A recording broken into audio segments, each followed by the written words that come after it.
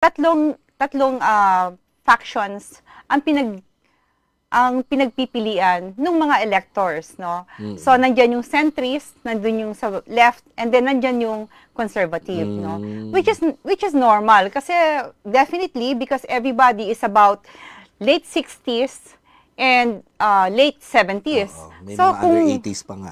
Pero hindi, meron na kasing rule sa Vatican na hindi ka pwedeng sumali na kapag ikaw 80 and above kasi mahirap naman na iyong flock ay isang taon ka lang, tapos papalitan na naman yung Pope, you know, mahirap yung ganong palit ng palit, parang revolving door.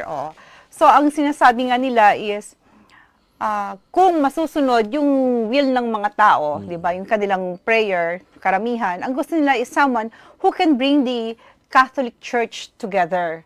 So, they would prefer, and even I would prefer someone who is a centrist, para pwede niyang dalhin yung nasa kaliwa at pwede na niyang dalhin yung nasa kanan. At the same time, hindi naman sobra ang pagiging conservative para madala mo yung modernity ng mga bagong Katoliko at ng mga batang Katoliko na nasa under the umbrella of the entire papacy, no?